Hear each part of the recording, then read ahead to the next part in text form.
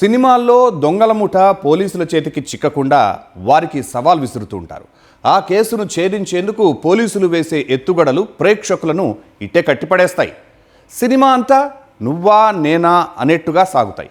ఆఖరికి పోలీసులే పైచేయి సాధిస్తారు. సరిగ్గా ఇలాంటి పోరాట ఘట్టాలే నిజ జీవితంలో జరిగితే తాళాలు వేసిన ఇళ్లే లక్ష్యంగా దుండగులు పేట్రెగిపోతూ కేజీల కొద్దీ బంగారం వెండి వస్తువులు దర్జాగా దోచుకు వెళ్తే వరుస ఫిర్యాదులతో సతమతమైన పోలీసులు ఆ కేసును ఛేదించారా?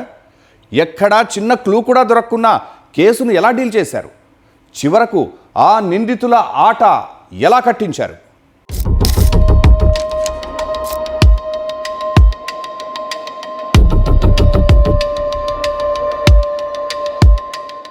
రెండు తెలుగు రాష్ట్రాల్లో వరుస దొంగతనాలతో కొందరు కొంతకాలంగా పోలీసులకు కంటి మీద కునుకు లేకుండా చేస్తున్నారు. ఎక్కడా చిన్న క్లూ కూడా వదలడం లేదు. చూస్తుంటే అంతా పక్కా ప్రణాళికతో చేస్తున్నారు. రాత్రులు మఫ్టీలో పాగా వేయాల్సిన పరిస్థితి. అంతా సినిమాను తలపించే విధంగా సాగుతుండగా ముగ్గురు అనుమానితులపై వారి కళ్ళు పడ్డాయి. వారిని విచారించగా పొంతనలేని సమాధానాలు చెబుతుండటంతో పోలీసుల అనుమానం మరింత బలపడింది. ఇంకేముంది, తమదైన శైలిలో దర్యాప్తు ప్రారంభించారు. అంతే, వారే తాము వెతుకుతున్న దొంగలని తేలింది.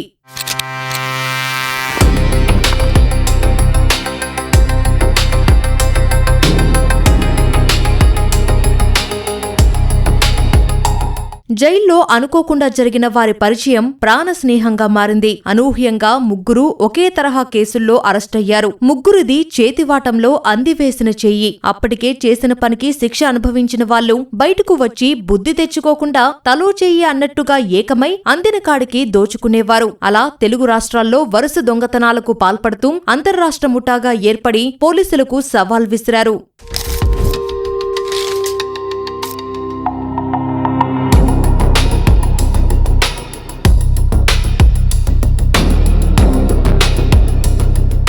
విశాఖ పోలీస్ కమిషనరేట్ పరిధిలోని పెందుర్తి సుజాత నగర్లో జూలై 31న శ్రీధర్ అనే వ్యక్తి ఇంట్లో చోరీ జరిగింది.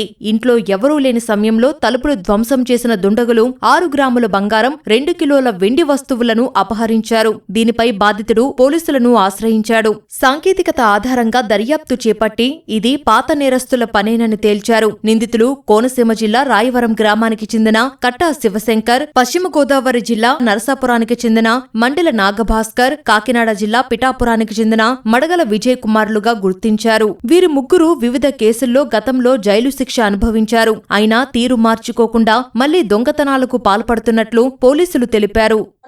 31వ తారీఖున మనకి కంప్లైంట్ వచ్చింది. పెందుర్తి స్టేషన్ లిమిట్స్ సుజాత నగర్ లో ఒక హెచ్బి జరిగింది. అందులో గోల్డ్, సిల్వర్ ఐటమ్స్ పోవడం జరిగింది. మనకి అందులో క్లియర్ గా ఎవిడెన్స్ కలెక్ట్ చేశాము. ఆ ఎవిడెన్స్ కలెక్ట్ చేసి ఇన్వెస్టిగేషన్ లో ప్రాసెస్ లో ఉండగానే అదే నేరగాళ్లు మళ్ళా పిఎం పాలెంలో కూడా సిమిలర్ అఫెన్స్, ఈసారి నాయుడు జ్యువెలర్స్ అని ఒక గోల్డ్ షాప్, జ్యువెలరీ షాప్ ని హెచ్బి చేసి అందులో కూడా గోల్డ్, సిల్వర్ ని భారీ మొత్తంలో దొంగతనం చేయడం జరిగింది. ఇప్పుడు మీకు చూపిస్తున్నది కంప్లీట్ 100%. 2 కేసుల్లో కూడా 100% రికవరీ చేయడం జరిగింది. అదంతా కూడా మీకు చూపిస్తున్నాము.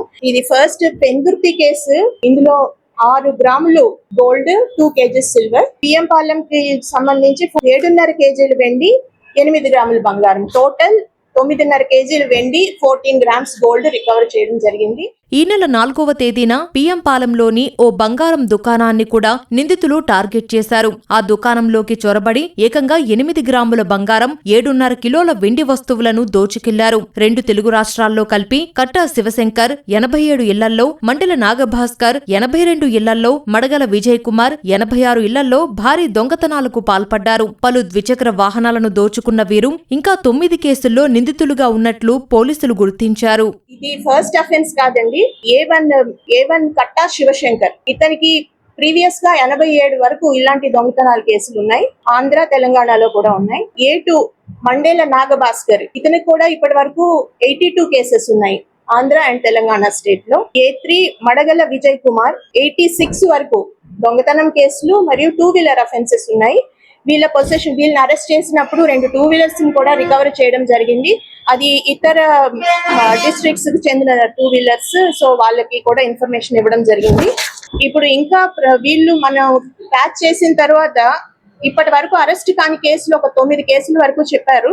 అవి వేరియస్ డిస్ట్రిక్ట్స్ లో, మన దగ్గర కాకుండా వేరే east Godavari, Kakinada, Vizianagaram, Samarlakota, Narsapuram, Palakollu, Malkipuram police station limits లో చేసినట్టు వీళ్ళు ఒప్పుకోవడం జరిగింది.